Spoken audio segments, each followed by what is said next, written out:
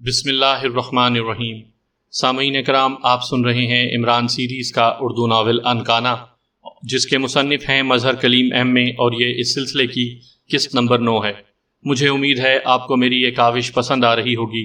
آپ نے اگر ابھی تک میرا چینل کہانی گھر سبسکرائب نہیں کیا تو ابھی میرے چینل کو سبسکرائب کر کے بیل نوٹیفیکیشن آن کر دیجئے تاکہ آنے والی ہر نئی کہانی کی اطلاع بر وقت آپ تک پہنچ سکے۔ ڈابکر نے اپنے پاس پڑے ہوئے انٹرکام کا بٹن دبایا۔ میگانا کو فوراً میرے پاس بھیجو۔ ڈابکر نے بٹن دبا کر حکم دیا اور پھر بٹن دبا کر رابطہ ختم کر دیا۔ نمبر 6 اور 11 تم دونوں فوراً آپریشن سینٹر پہنچو اور ہیلی کاپٹر کو انکانا بستی کے اوپر مار گرانے کا انتظام کرو۔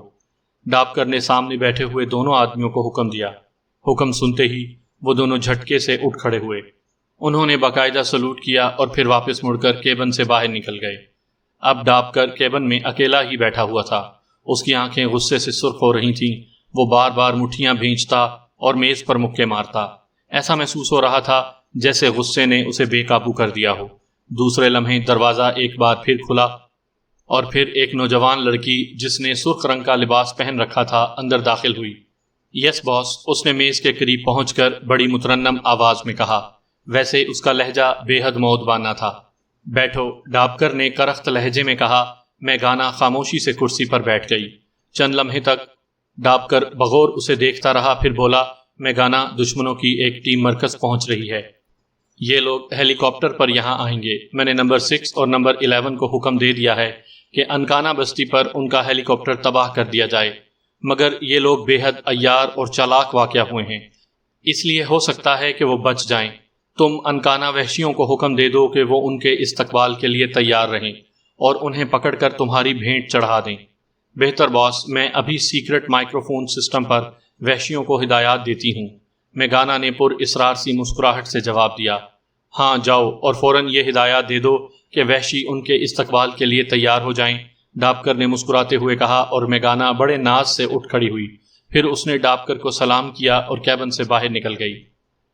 ہیلی کاپٹر تیزی سے آگے بڑھتا چلا جا رہا تھا۔ سب لوگ خاموش تھے۔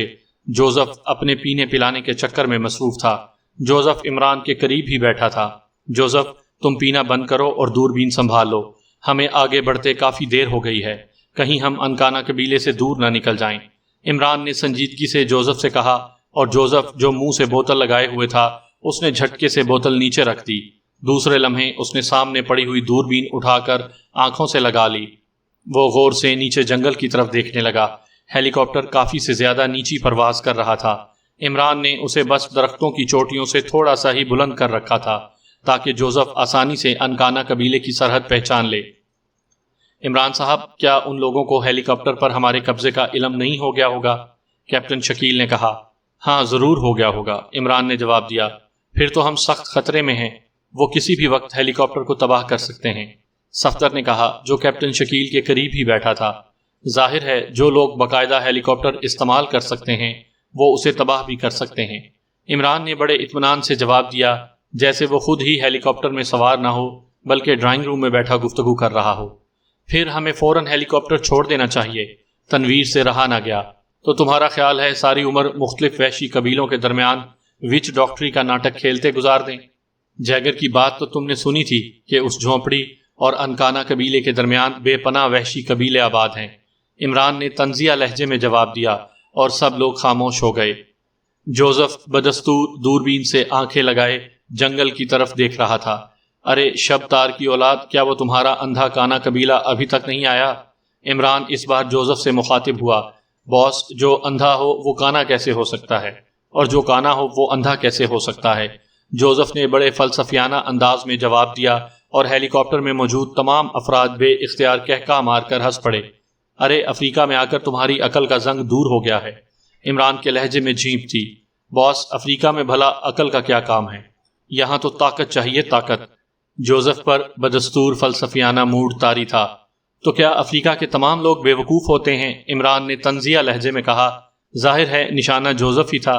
یس باس، افریقہ میں موجود تمام لوگ، جوزف نے جواب دیا، اور ہیلی کاپٹر ایک بار پھر کہکہوں سے گونج اٹھا۔ بھائی جوزف، بہت خوب، مسٹر جوزف تو بہت حاضر جواب ہیں، بلیک زیرو نے ہنستے ہوئے کہا۔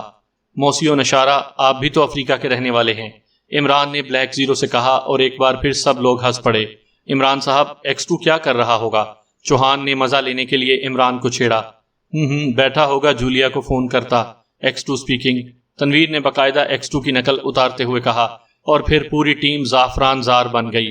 عمران اور بلیک زیرو کے چہرے پر البتہ عجیب سی مسکراہٹ دوڑ گئی، جیسے سچویشن کا مزہ لے رہے ہوں۔ میں بھی سوچوں کہ تنویر صاحب سارے سفر میں کیوں منہ میں گھنگھنیاں ڈالے بیٹھے رہے۔ انہیں شاید یہ فکر کھائی جا رہی ہے کہ ان کی عدم موجودگی کا فائدہ اٹھا کر کہیں X2 جولیا پر محبت کے ڈورے نہ ڈال دے، عمران نے ہنستے ہوئے کہا اور صفدر کھلکھلا کر ہنس پڑا۔ یہ X2 کون ہے؟ بلیک زیرو نے بڑی معصومیت سے عمران سے پوچھا، اور اس وقت ساری ٹیم کے چہرے یکدم بجھ گئے، کیونکہ انہیں احساس ہو گیا تھا کہ ایک اجنبی بھی ان کے درمیان ہے، اور ایک اجنبی کے سامنے X2 کا نام لینا یا اس کا ذکر کرنا انتہائی غیر ذمہ داری کا کام ہے۔ تنویر کا انکل ہے، خوامخواہ پر اصرار بنتا ہے، اصل نام کے بجائے X2 کے نام سے پکارا جانا زیادہ پسند کرتا ہے، اور جاسوسی ناولوں کے کرداروں کی طرح گفتگو کرتا ہے۔ عمران نے بلیک زیرو کو X2 کی تفصیل بتاتے ہوئے کہا۔ اس کی آنکھیں شوخی سے چمک رہی تھیں۔ ادھر بلیک زیرو کو ایسا محسوس ہو رہا تھا جیسے کہا اس کے حلق سے باہر نکل ہی آئے گا۔ وہ بڑی مشکل سے ہنسی ضبط کیے ہوئے تھا۔ میرا کیوں انکل ہونے لگا؟ تمہارا انکل ہوگا، میں تو اسے گھاس بھی نہیں ڈالتا۔ تنویر چڑ گیا۔ چلو چھوڑو اس ٹاپک کو، کوئی اور بات کرو، صفدر نے بات ٹالتے ہوئے کہا۔ اور جولیا، عمران صاحب، بلیک زیرو کو شاید اس کی سچویشن پر لطف آ رہا تھا۔ موسیو نشارہ، کیا بات ہے؟ کیا تنویر کا شجرہ نسب پوچھنے کا ارادہ ہے؟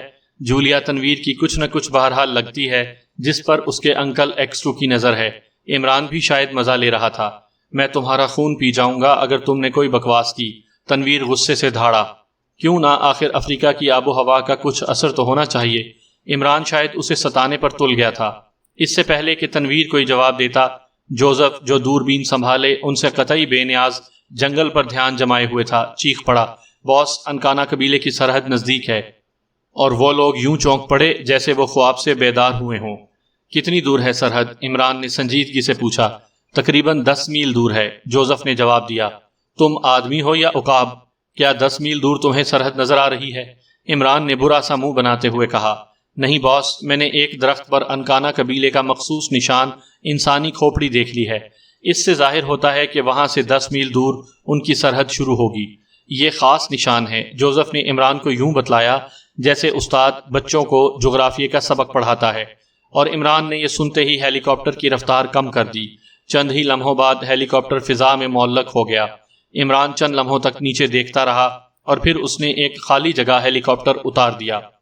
سب لوگ نیچے اتر جائیں، سامان وغیرہ اٹھا لیں، عمران نے پیچھے مڑ کر کہا، اور پھر ہیلی کاپٹر کے دروازے کھلے اور تمام لوگ سامان اٹھائے باہر نکل آئے۔ اب صرف عمران ہی اندر رہ گیا تھا۔ اس نے جیب سے ایک رسی نکالی اور پھر اس نے سٹیئرنگ راڈ کے ایک ہک کے درمیان باندھ دی، اور 4 مختلف جگہوں پر اس نے اور رسی باندھی اور پھر ایک بٹن دبا دیا۔ ہیلی کاپٹر کا انجن دوبارہ جاگ اٹھا اور اس کے اوپر لگا ہوا پنکھا زور زور سے گھومنے لگا۔ اس نے دروازے کے ہینڈل پر ہاتھ رکھا اور پھر ایک اور بٹن دبا دیا۔ اس بٹن کے دبتے ہی ہیلی کاپٹر تیزی سے اوپر اٹھنے لگا۔ ہیلی کاپٹر اوپر اٹھتے ہی عمران نے دروازہ کھولا اور دوسرے لمحے اس نے نیچے چھلانگ لگا دی۔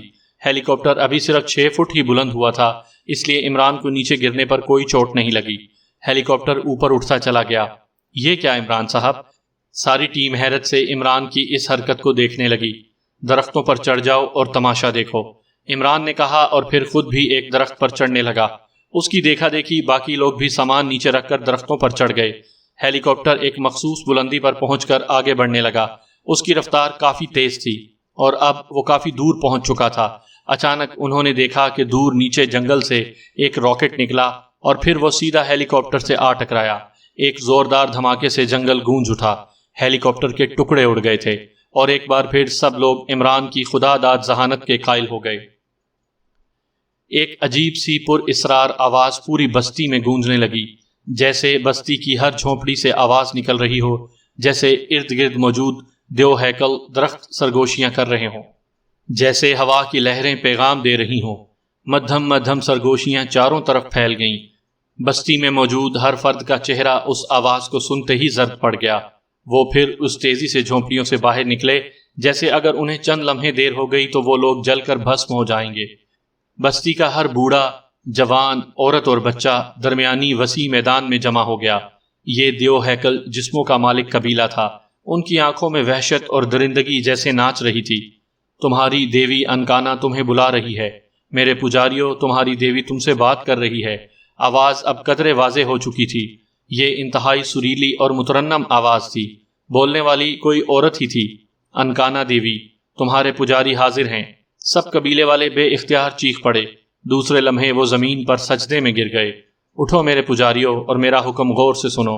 اگر تم نے میرا حکم بجا لانے میں کوئی کوتاہی کی تو میں سارے قبیلے پر آگ اور خون کی بارش کر دوں گی۔ میں جو تمہاری دیوی ہوں اور جس کے ہاتھ میں یہ زمین اور آسمان خرگوش کے بچے کی طرح ہیں، میں جس وقت چاہوں سب کچھ تباہ کر سکتی ہوں۔ میرا حکم مانو۔ دیوی کی آواز کہیں دور سے آتی محسوس ہو رہی تھی۔ اس کے لہجے میں ایک پر اسرار تحکم تھا۔ ہمیں حکم دو دیوی، ہم تمہارا ہر حکم ماننے کے لیے اونچے سے اونچے درخت پر بندر کی طرح چڑھ جائیں گے، زمین کی گہرائیوں میں چوہے کی طرح گھس جائیں گے، تمہارے دشمن کو سانپ کی طرح ڈس لیں گے اور تمہارے دوست کو اپنا خون پلانے سے بھی گریز نہیں کریں گے۔ قبیلے کا سردار جو میدان کے درمیان میں کھڑا تھا اور جس کے گلے میں سکڑی ہوئی انسانی کھوپڑیوں کا ہار تھا اور سر پر کسی پرندے کے پروں کا تاج موجود تھا، بڑے ادب سے بولا، میں تم سے خوش ہوں میرے پجاریوں۔ میں تم پر اپنی پسندیدگی کے بادل برساؤں گی۔ تمہارے دشمن خون اگلیں گے۔ سنو اور غور سے سنو۔ چند آدمی جو تمہارے قبیلے کے دشمن ہیں ایک ہوائی گاڑی میں سوار ہو کر یہاں آ رہے ہیں۔ میں ان کی گاڑی کو ہوا ہی میں تباہ کر دوں گی، مگر میں تمہیں حکم دے رہی ہوں کہ اگر ان میں سے کوئی آدمی زندہ بچ جائے تو اسے پکڑ کر میری بھیٹ چڑھا دو۔ سنو، میں بھیٹ مانگ رہی ہوں۔ اگر تم نے ان لوگوں کو میری بھیٹ نہ چڑھایا تو میں تم سے ناراض ہو جاؤں گی۔ دیوی نے اپنے حکم کی وضاحت کر دی۔ نہیں دیوی، ہم ضرور ان کی بھیٹ دیں گے۔ ہم تمہیں ناراض نہیں کر سکتے۔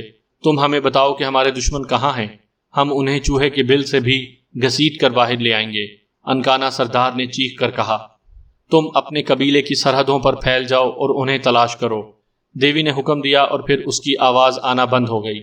سردار نے سارے قبیلے کے مردوں کو اکٹھا کرنے کے لیے ڈھول بجانے کا حکم دیا، جس سے بستی میں موجود تمام وحشی اسی میدان میں اکٹھا ہونا شروع ہو گئے۔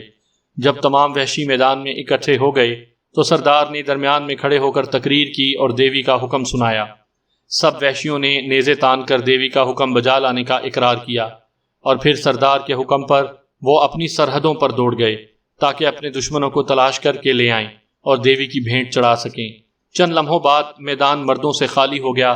اب وہاں بچے، بوڑھے اور عورتیں ہی باقی رہ گئی تھیں، اور وہ دعائیں مانگ رہی تھیں کہ ان کے دشمن مل جائیں اور وہ انہیں دیوی کی بھیٹ چڑھا کر دیوی سے اس کی پسندیدگی کی بارش حاصل کر سکیں۔ بڑا اچھا ڈاج دیا ہے عمران صاحب آپ نے۔ سب لوگ درختوں سے اتر کر جیسے ہی نیچے اکٹھے ہوئے، کیپٹن شکیل نے کہا، ہاں دیا تو ہے، اب دیکھو وہ لوگ اسے لیتے بھی ہیں یا نہیں۔ عمران نے بڑی معصومیت سے جواب دیا، اب کیا پروگرام ہے؟ صفدر نے کہا، ایسا کرو آپس میں 2 پارٹیوں میں بٹ جاؤ اور پھر انکانا قبیلے کی سرحد میں داخل ہو جاؤ۔ کوشش کرو کہ وحشیوں پر گولی نہ چلنے پائے، عمران نے کہا، اور پھر عمران نے ٹیم کو 2 گروپوں میں تقسیم کیا۔ دوسرے گروپ کا لیڈر صفدر ہوگا، عمران نے کہا۔ اس کے گروپ میں بلیک زیرو، چوہان اور نعمانی تھا۔ دوسرے گروپ میں صفدر، کیپٹن شکیل، جوزف اور تنویر تھا۔ پھر سب نے ایک دوسرے سے ہاتھ ملائے اور پھر وہ علیحدہ ہو گئے۔ صفدر کا گروپ ایک طرف چلا گیا، وہ کافی دور سے سرحدوں میں داخل ہونا چاہتے تھے، اور عمران اپنے گروپ کو لے کر ان کی مخالف سمت میں چل دیا۔ ابھی وہ لوگ تھوڑی ہی دور گئے تھے کہ انہیں دور کہیں ڈھول بجنے کی آواز آنے لگی۔ یہ وحشیوں کے اکٹھے ہونے کا سائرن ہے، عمران نے کہا، اور باقیوں کے چہرے تجسس سے پر ہو گئے۔ وہ آنے والے وقت کا بخوبی اندازہ لگا سکتے تھے۔ اگر ہم کسی طرح وحشیوں سے بچ کر سفید فاموں کے مرکز میں داخل ہو گئے تو معاملہ جلدی نپٹ سکتا ہے، عمران نے بلیک زیرو سے مخاطب ہو کر کہا۔ وہ ہاتھوں میں مشین گن لیے آہستہ آہستہ آگے بڑھ رہے تھے۔ کافی دور چلنے کے بعد اچانک وہ رک گئے، کیونکہ ان کے قریب ہی جھاڑیوں سے ایک زوردار نعرے کی آواز سنائی دی۔ سب لوگ چکنے ہو گئے۔ مشین گنوں کے ٹریگروں پر ان کی انگلیاں مضبوطی سے جم گئیں۔ پھر ان کے ارد گرد کا علاقہ وحشیوں کے زوردار نعروں سے گونج اٹھا۔ دوسرے لمحے قد آدم جھاڑیوں سے وحشی اٹھ کھڑے ہوئے۔ ان کے نیزے بجلی کی طرح چمک رہے تھے، اور انہوں نے عمران اور اس کے ساتھیوں کے گرد گھیرا ڈالا ہوا تھا۔ وہ اپنے نیزوں کو ہوا میں نچا رہے تھے۔ ان کے چہرے دہشت ناک تھے، آنکھوں میں بجلیاں سی چمک رہی تھیں۔ ان پر فائر کریں؟ نعمانی نے عمران سے پوچھا۔ ہرگز نہیں، کتنے وحشی مار لوگے؟ انہوں نے ہمیں نیزوں سے مار دینا ہے۔ عمران نے جواب دیا۔ پھر وحشی ناچتے ہوئے ان کے گرد گھیرا تنگ کرنے لگے۔ اچانک ان میں سے ایک وحشی نیزہ تانے تیزی سے آگے بڑھا۔ ہم دوست ہیں، دشمن نہیں، عمران نے انکانا کی مخصوص زبان میں پکار کر کہا۔ وہ جوزف سے پہلے ہی یہ زبان سیکھ چکا تھا۔ وحشی جو نیزہ تانے آگے بڑھ رہا تھا جھٹکے سے رک گیا۔ اس کا منہ حیرت سے پھٹے کا پھٹا رہ گیا۔ اسے دراصل قطعی خیال بھی نہیں تھا کہ یہ غیر ملکی اس کی زبان بھی بول سکتے ہیں۔ تم دوست نہیں، دشمن ہو، ہماری دیوی نے ہمیں تمہارے متعلق پہلے ہی آگاہ کر دیا ہے۔ اس وحشی نے سخت لہجے میں کہا۔ تو پھر تم ہمیں اپنی دیوی کے پاس لے چلو، میں خود اس سے بات کروں گا۔ عمران نے بھی جواباً سخت لہجے میں کہا۔ نہیں، دیوی نے تمہیں بھیٹ چڑھانے کا حکم دیا ہے، ہم تمہیں دیوی کی بھیٹ چڑھا دیں گے۔ وحشی نے کہا۔ ضرور بھیٹ چڑھا دینا، مگر ایک بار پھر اپنی دیوی سے پوچھ لو، کیونکہ میں بذات خود دیوتا ہوں، یہ نہ ہو کہ کہیں تمہارے قبیلے والوں کو لینے کے دینے پڑ جائیں۔ عمران نے پروقار لہجے میں ان کو ایک قسم کی دھمکی دیتے ہوئے کہا۔ تم دیوتا ہو، تم جھوٹ بول رہے ہو۔ اگر تم دیوتا ہوتے تو یہ ہماری دیوی کو پتہ نہ ہوتا۔ وحشی کو غصہ آ گیا۔ ہو سکتا ہے تمہاری دیوی نے جن کے بارے میں تمہیں حکم دیا ہو وہ ہم نہ ہوں، کوئی اور ہوں۔ عمران نے ٹھوس دلیل دی۔ اس بار وحشی واقعی شش و پنج میں پڑ گیا، کیونکہ دیوی نے کوئی نام وغیرہ تو بتایا نہیں تھا۔ عمران نے اسے شش و پنج میں دیکھا تو گرم لوہے پر مزید چوٹ لگا دی۔ سوچ لو میرے دوست، کہیں تمہاری دیوی تم سے ناراض نہ ہو جائے۔ عمران نے کہا۔ ٹھیک ہے، ہم تمہیں دیوی کے آگے پیش کر دیتے ہیں، وحشی نے کہا، اور پھر عمران کے اشارے پر باقی ساتھیوں نے اپنا تمام سامان وحشیوں کو پکڑا دیا۔ البتہ مشین گنیں ان کے ہاتھوں میں ہی رہیں، اور نہ ہی وحشیوں نے انہیں لینے پر اصرار کیا اور نہ انہوں نے دینا مناسب سمجھا۔ پھر وحشیوں کے گھیرے میں وہ آگے بڑھنے لگے۔ کافی دیر جنگل میں گزرنے کے بعد وہ ایک بستی کے قریب پہنچ گئے۔ بستی کے افراد کو جب ان کی گرفتاری کی اطلاع ملی تو تمام لوگوں کے چہرے مسرت سے کھل اٹھے۔ وہ سب خوشی سے ناچنے لگے۔ وحشیوں کے انچارج نے انہیں بڑی سی جھونپڑی کے اندر دھکیل کر باہر سے دروازہ بند کر دیا، اور پھر دو کڑیل وحشی ہاتھوں میں نیزے اٹھائے پہرا دینے لگے۔ خود انچارج سردار کی جھونپڑی کی طرف بڑھ گیا۔ سردار کو ان کی گرفتاری کی اطلاع مل چکی تھی، اس لیے وہ جلد ہی شاہی جھونپڑی سے باہر آ گیا۔ سردار، ہم انہیں پکڑ کر لے آئے ہیں۔ ان کا ایک آدمی ہماری زبان بولتا ہے اور اپنے آپ کو دیوتا کہتا ہے۔ انچارج نے ساری تفصیل بتائی، اور پھر عمران اور اپنے درمیان ہونے والی گفتگو سے تفصیل سے آگاہ کر دیا۔ اس کی باتیں سن کر سردار کے چہرے پر قدرے تشویش کے آثار ابھر آئے۔ میرے خیال میں ہمیں دیوی کی ہدایات کا انتظار کرنا چاہیے۔ تم لوگ ویسے دوبارہ جنگل میں پھیل جاؤ، شاید کوئی اور دشمن ابھی موجود ہوں، سردار نے انچارج سے کہا، اور انچارج نے سلام کیا اور پھر واپس مڑ گیا۔ صفدر کا گروپ تیزی سے جنگل میں بڑھ رہا تھا کہ اچانک جوزف ٹھٹک کر رک گیا۔ موسیو صفدر، میں دشمن کی بو سونگھ رہا ہوں، صفدر نے ناک سکیڑتے ہوئے کہا۔ دشمن سے تمہارا کیا مطلب ہے؟ کیا کسی درندے کی بو سونگھ رہے ہو؟ صفدر نے وضاحت طلب کی، مگر جوزف نے جواب دینے کے بجائے اچانک ایک جھاڑی کے پیچھے چھلانگ لگا دی۔ وہ واقعی چیتے کی طرح لپکا تھا۔ دوسرے لمحے جھاڑی میں شدید کشمکش کے آثار نظر آئے۔ صفدر اور باقی لوگ بھی اس جھاڑی کی طرف دیکھنے لگے، مگر اس سے پہلے کہ وہ وہاں پہنچتے، جوزف اچانک اوپر اٹھا۔ اس کے ہاتھوں میں ایک دیو ہیکل وحشی اٹھا ہوا تھا۔ اس نے پورے زور سے اسے زمین پر دے مارا۔ وحشی کے منہ سے زوردار چیخ نکل گئی۔ جوزف نے جھپٹ کر کاندھے سے مشین گن اتاری اور اس کا رخ اس وحشی کی طرف کرنا ہی چاہا تھا کہ صفدر نے آگے بڑھ کر جھٹکے سے اس کی مشین گن کا رخ ایک طرف کر دیا۔ پاگل ہو گئے ہو جوزف، صفدر غصے سے چیخا۔ میں اسے زندہ نہیں چھوڑوں گا، یہ بزدلوں کی طرح ہم پر وار کرنا چاہتا تھا۔ جوزف کا چہرہ شدید غصے کی وجہ سے اور سیاہ پڑ چکا تھا۔ وحشی زمین پر پڑا تڑپ رہا تھا، شاید اس کی ریڑھ کی ہڈی کو شدید ضرب پہنچی تھی۔ ٹھہرو، میں تمہارا انچارج ہوں، میرے حکم کی بغیر تم کچھ نہیں کرو گے، صفدر نے سخت لہجے میں کہا، اور جوزف برا سا منہ بنا کر ڈھیلا پڑ گیا۔ ویسے اس کا انداز بتاتا تھا کہ اگر عمران نے صفدر کو انچارج نہ بنایا ہوتا تو وہ صفدر سے بھی الجھ پڑتا۔ وحشی کے منہ سے ہلکی ہلکی کراہیں نکل رہی تھیں۔ اس سے پوچھو کہ اور کتنے آدمی قریب ہی موجود ہیں، صفدر نے جوزف سے کہا، کیونکہ وہ خود ان کی زبان نہیں جانتا تھا۔ اس سے پہلے کہ جوزف اس سے کچھ پوچھتا، اچانک ان کے ارد گرد نعروں کا شور برپا ہوا، اور دوسرے لمحے سامنے کی جھاڑیوں سے وحشیوں کے سر نظر آئے۔ یہ لوگ تعداد میں بہت زیادہ تھے۔ وہ سامنے سے نیزے لہراتے ان کی طرف بھاگے آ رہے تھے۔ اچانک تنویر نے مشین گن کا فائر کھول دیا۔ جنگل تڑتڑاہٹ کی زوردار آواز سے گونج اٹھا، اور ساتھ ہی وحشیوں کی چیخوں سے کوہرام مچ گیا۔ چھپ جاؤ، چھپ جاؤ، صفدر نے چیخ کر کہا، کیونکہ اس نے باقی وحشیوں کو نیزے تانتے ہوئے دیکھ لیا تھا۔ جوزف تو پہلے ہی چھلانگ لگا کر ایک درخت کی آڑ میں ہو گیا تھا۔ باقی لوگوں نے بھی چھلانگ لگا دی، مگر تنویر پیچھے رہ گیا۔ پھر اس کی چیخ سے بھی جنگل گونج اٹھا۔ ایک نیزہ اس کے بازو میں گھس گیا تھا، مگر وہ آڑ میں ہو چکا تھا۔ فائرنگ کرو، صفدر نے چیخ کر کہا، اور پھر سب نے فائرنگ کھول دی۔ وحشیوں پر گولیوں کی بوچھاڑ ہو گئی۔ وہ چونکہ اندھا دھند بھاگے چلے آ رہے تھے، اس لیے بری طرح گرنے لگے۔ وحشیوں پر گولیوں کی بوچھاڑ ہو گئی۔ وہ چونکہ اندھا دھند بھاگے چلے آ رہے تھے، اس لیے بری طرح گرنے لگے۔ پھر چند لمحوں بعد وہ پلٹ کر بھاگے۔ تقریباً ان کے 50 کے قریب آدمی مر چکے تھے۔ ان کے بھاگنے کے بعد صفدر تیزی سے تنویر کے پاس آیا۔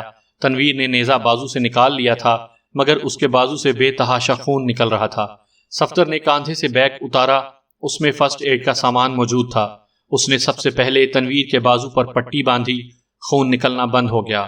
صفدر نے باقی ساتھیوں کا خیال کیا، مگر جوزف غائب تھا۔ صفدر نے کچھ دیر تو ادھر ادھر ڈھونڈا، مگر وہ کہیں نظر نہ آیا۔ وہ وحشی جس کو جوزف نے اٹھا کر نیچے پھینکا تھا، وہ بھی غائب تھا۔ شاید وہ رینگ کر کہیں چھپ گیا ہو۔ ہمیں فوراً آگے بڑھنا چاہیے، کیونکہ وحشی ایک بار پھر حملہ کریں گے۔ تنویر، تم نے فائرنگ کر کے بہت بڑی غلطی کی ہے۔ اب وحشی ہمیں قید کرنے کے بجائے جان سے مار دیں گے، اور اس جنگل میں ان کے نیزے اندھیرے کے تیروں کی مانند جسموں میں طراز ہو جائیں گے۔ صفدر نے قدرے سخت لہجے میں تنویر کو ڈانٹا۔ تنویر کے چہرے پر شرمندگی کے آثار تھے، مگر اس نے کوئی جواب نہیں دیا، بلکہ سر جھکانے پر ہی اکتفا کیا۔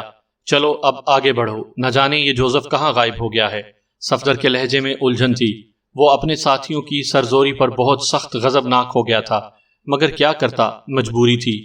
وہ سب آگے بڑھنے لگے۔ کافی دور تک آگے بڑھے ہی تھے کہ اچانک اوپر درختوں سے ان پر ایک بڑا جال آن پڑا، اور اس سے پہلے کہ وہ سنبھلتے جال کھینچا جا چکا تھا۔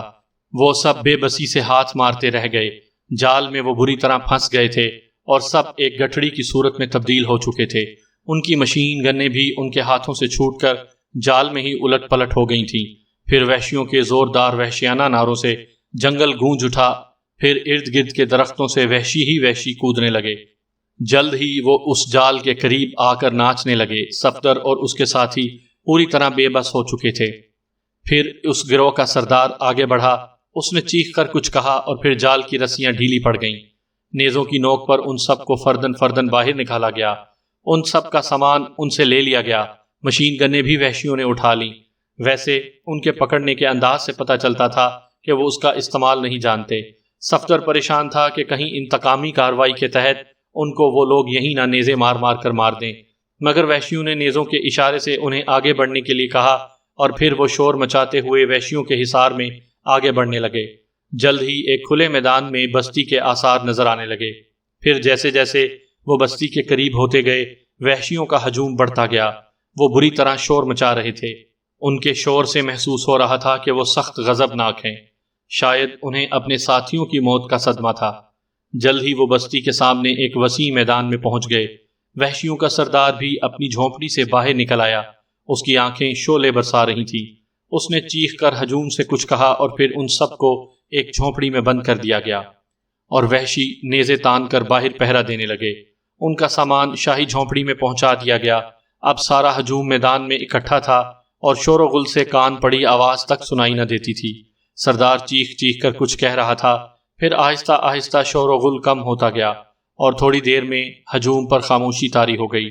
اب صرف سردار کے بولنے کی آواز آ رہی تھی۔ چند لمحے سردار بولتا رہا، پھر ہجوم خاموشی سے بکھر گیا۔ تھوڑی دیر بعد میدان خالی ہو گیا۔ سردار وہاں کافی دیر رکا رہا، پھر وہ آہستہ آہستہ چلتا ہوا جنگل میں غائب ہو گیا۔ ڈابکر ایک بڑے سے کمرے میں بے چینی سے ٹہل رہا تھا۔ اس کی پیشانی پر شکنیں پڑی ہوئی تھیں۔ پھر دروازہ کھلا اور نمبر 6 اندر داخل ہوا۔ باس، ہیلی کاپٹر کو تباہ کر دیا گیا ہے۔ نمبر 6 نے موتبانہ طور پر ڈابکر سے کہا۔ ویری گڈ، کیا اسے فضا میں ہی تباہ کر دیا گیا ہے؟ ڈابکر نے پوچھا۔ یس باس، مگر باس، ہیلی کاپٹر کے ٹکڑوں کا معائنہ کرنے کے بعد ایک بات ہماری سمجھ میں نہیں آئی کہ اس کے ٹکڑوں کے ساتھ کسی آدمی کی لاش یا اس کے جسم کے حصے نہیں ملے۔ نمبر 6 نے کہا، اور ڈابکر کے چہرے پر ایک بار پھر شکنیں ابھر آئیں۔ یہ کیسے ہو سکتا ہے؟ ہیلی کاپٹر کو فضا میں تباہ کیا جائے اور اس میں کوئی آدمی نہ ہو، اسے روحیں چلا رہی تھیں۔ ڈابکر کا لہجہ غضبناک تھا، جیسے اسے اس مسئلے کی سمجھ نہ آ رہی ہو۔ اسی لیے میں حیران ہوں، میں نے تو بڑی اچھی طرح ارد گرد کے علاقہ میں تلاشی بھی لی ہے، مگر کسی بھی آدمی کی کوئی انگلی تک نظر نہیں آئی، اور نہ ہی کوئی سامان وغیرہ بھی بکھرا ہوا نظر آیا ہے، صرف ہیلی کاپٹر کے ٹکڑے ہی بکھرے ہوئے تھے۔ نمبر 6 نے مودبانہ لہجے میں کہا، کیا تباہ ہونے سے پہلے اس میں سے آدمی کودے تھے؟ ڈاپکر نے کچھ سوچتے ہوئے پوچھا۔ نہیں جناب، البتہ ایک دفعہ ہیلی کاپٹر تھوڑی دیر کے لیے ریڈار کی سکرین سے غائب ہو گیا تھا، مگر جلد ہی وہ دوبارہ نظر آ گیا اور پھر کافی نزدیک آنے پر راکٹ مار کر تباہ کر دیا گیا۔ نمبر 6 نے جواب دیا۔ عجیب بات ہے، اس سے تو یہی مطلب واضح ہوتا ہے کہ خالی ہیلی کاپٹر فضا میں پرواز کر رہا تھا، جو قطعی ناممکن ہے، ڈاپکر نے الجھن آمیز لہجے میں کہا۔ یہی بات میری سمجھ میں نہیں آتی، نمبر 6 نے مودبانہ لہجے میں جواب دیا۔ وہ دونوں خاموش تھے، اپنی اپنی سوچوں میں غرق کہ اچانک دروازہ کھلا اور پھر میگانا کی شکل نظر آئی۔ اجازت ہے باس؟ اس نے دروازے میں ہی کھڑے ہو کر اندر آنے کی اجازت طلب کی۔ یس کم ان، ڈاپکر نے میگانا سے مخاطب ہو کر کہا۔ اس نے نمبر 6 اور میگانا کو بیٹھنے کا اشارہ کیا اور خود بھی ایک کرسی سنبھال لی۔ رپورٹ، ڈاپکر نے میگانا سے مخاطب ہو کر کہا۔ باس، میں نے وحشی قبیلے کو ان لوگوں کی تلاشی کا حکم دے دیا تھا، چنانچہ تمام قبیلہ ان کی تلاش میں اپنی سرحدوں میں پھیل گیا۔ ابھی مجھے سردار نے اطلاع دی ہے کہ 4 اور 3 آدمیوں کی 2 پارٹیاں گرفتار ہوئی ہیں۔ ان دونوں پارٹیوں کو علیحدہ علیحدہ جھونپڑوں میں رکھا گیا ہے۔ ان میں سے ایک پارٹی نے مشین گنوں سے فائر کر کے قبیلے کے 50 آدمی ہلاک کر دیے ہیں، جبکہ پہلی پارٹی خاموشی سے گرفتار ہو گئی تھی۔ پہلی پارٹی کا لیڈر ایک احمق سا نوجوان ہے جو اپنے آپ کو دیوتا بتلاتا ہے، میگانا نے تفصیل سے رپورٹ دی۔ ویری گڈ، وہی احمق نوجوان تو سارے فساد کی جڑ ہے۔ مجھے خوشی ہوئی ہے تمہاری رپورٹ سے میگانا۔ ڈاپکر کا لہجہ خوشیوں سے بھرپور تھا۔ اب باس، ان کے متعلق کیا حکم ہے؟ میگانا نے مسکراتے ہوئے پوچھا۔ آج رات جشن منانے کا حکم دے دو، جس میں تم بھی شریک ہوگی اور تمہارے خاص غلاموں کی حیثیت سے ہم بھی، اور پھر ان سب کو بھیٹ چڑھا دو۔ میرے خیال میں یہ ان کے لیے دردناک عذاب ہوگا، ڈاپکر نے مسکراتے ہوئے کہا۔ جیسا آپ حکم کریں۔ پھر جشن کا حکم دے دیا جائے؟ میگانا نے پوچھا۔ ہاں دے دو، ڈاپکر نے فیصلہ کن لہجے میں کہا۔ اوکے، میں ابھی حکم دیتی ہوں، میگانا نے اٹھتے ہوئے کہا، اور پھر وہ سلام کر کے کمرے سے باہر نکل گئی۔ اس کے جانے کے بعد ڈاپکر نے نمبر 6 سے کہا۔ کیوں نمبر 6، میں نے ان کے لیے یہ سزا ٹھیک تجویز کی ہے کہ نہیں؟ ڈاپکر نے کہا۔ یس باس، اس سے بڑی سزا ان کے لیے اور کیا ہو سکتی ہے کہ وحشی ان کے جسم کے ٹکڑے کر کے کھا جائیں۔ نمبر 6 نے خوش آمدانہ لہجے میں جواب دیا۔ تو ٹھیک ہے، تمام اسپیشل ممبرز کو اطلاع دے دو کہ ان سب نے جشن خاص میں شامل ہونا ہے۔ ڈاپکر نے نمبر 6 کو حکم دیا۔ بہتر سر، نمبر 6 نے کہا اور پھر اٹھ کر کمرے سے باہر نکل گیا۔ ڈاپکر تھوڑی دیر وہاں کمرے میں بیٹھا رہا، پھر وہ اٹھا اور کمرے سے باہر نکل کر اس نے دروازہ لاک کیا اور پھر ایک راہداری میں تیز تیز قدم اٹھاتا ہوا بڑھتا چلا گیا۔ جھونپڑی میں قید ہوئے انہیں 2 گھنٹے گزر چکے تھے۔ جس وقت وہ قید ہوئے تھے تقریباً شام ہو رہی تھی، اس لیے ظاہر ہے اب رات کا اندھیرا شروع ہو گیا تھا۔ موسیو نشارہ، میری بات سنو۔ عمران نے بلیک زیرو کو جھونپڑی کے ایک طرف آنے کا اشارہ کیا۔ بلیک زیرو اٹھ کر ادھر چلا گیا۔ ہمیں اب ہاتھ پیر چلانے چاہیے، ورنہ چوہے کی موت مارے جائیں گے، عمران نے بلیک زیرو کے کان میں سرگوشی کرتے ہوئے کہا۔ جی ہاں، میں بھی سوچ رہا ہوں، بلیک زیرو نے سنجیدگی سے جواب دیا۔ باہر پہرے دار وحشی ہیں، میرے خیال میں انہیں اندر کھینچ لیا جائے اور پھر ان کا میک اپ کر کے ہم دونوں نکل چلیں۔ باہر نکل کر ہی کچھ کر سکتے ہیں، عمران نے تجویز پیش کی۔ جی ہاں، خیال تو اچھا ہے، بلیک زیرو نے جواب دیا، مگر ایک بات ہے، یہ لوگ تقریباً برہنہ ہیں۔ اب ان کے میک اپ کا مطلب یہ ہے کہ ہمیں بھی انہی کی طرح ہونا پڑے گا۔ عمران کے چہرے پر شرارت تھی۔ یہ تو بڑا مشکل کام ہے، بلیک زیرو نے ہچکچاہٹ کے عالم میں کہا۔ تو پھر ٹھیک ہے، تم ایسا کرو، یہاں سے اکیلے نکل جاؤ۔ تم نے سیاہ فاموں کا پہلے ہی سے میک اپ کیا ہوا ہے، تم یہاں سے نکل کر اصل مجرموں کا سراغ لگاؤ اور پھر ان میں سے کسی کا روپ دھار لو، اس طرح آسانی ہو جائے گی۔ عمران نے متبادل تجویز پیش کی۔ جیسا آپ کہیں، بلیک زیرو نے اس تجویز کو مان لیا۔ ٹھیک ہے، جھونپڑی اتنی مضبوط نہیں ہے، اس کی پچھلی دیوار کو بڑی آسانی سے کاٹا جا سکتا ہے، عمران نے فیصلہ کن لہجے میں کہا، اور پھر وہ دونوں جھونپڑی کی پشتی دیوار کے قریب آ گئے۔ عمران نے کوٹ کے اندر ہاتھ ڈال کر ایک چھوٹا مگر تیز خنجر نکال لیا اور پھر چند لمحوں بعد اس نے بڑی احتیاط سے پشتی دیوار کا اتنا بڑا حصہ کاٹ لیا کہ بلیک زیرو آسانی سے نکل جائے۔ جھونپڑی سرکنڈوں کی بنی ہوئی تھی، اس لیے اسے کاٹنے میں انہیں کوئی دشواری پیش نہیں آئی۔ حصہ کٹتے ہی پہلے عمران نے باہر جھانک کر دیکھا، دور دور تک کوئی نظر نہیں آ رہا تھا۔ اس نے بلیک زیرو کو اشارہ کیا اور بلیک زیرو باہر نکل گیا۔ عمران نے بلیک زیرو کے باہر نکلتے ہی وہ ٹکڑا دوبارہ وہاں اس طرح ٹکا دیا کہ پہلی نظر میں محسوس بھی نہیں ہوتا تھا کہ یہاں سے ٹکڑا کاٹا گیا ہے۔ بلیک زیرو رینگتا ہوا آگے بڑھنے لگا۔ اس کی جیب میں ریوالور موجود تھا، اس لیے اسے مزید اطمینان بھی تھا۔ جلد ہی وہ جھونپڑوں سے باہر کافی دور چلا گیا۔ یہاں سے گھنا جنگل شروع ہو رہا تھا۔ اب اسے تلاش تھی اصل مجرموں کے ٹھکانے کی۔ جنگل میں پہنچنے کے بعد وہ اٹھ کھڑا ہوا اور پھر بڑی ہوشیاری سے آگے بڑھنے لگا۔ اچانک وہ ٹھٹک کر ایک درخت کی آڑ میں ہو گیا۔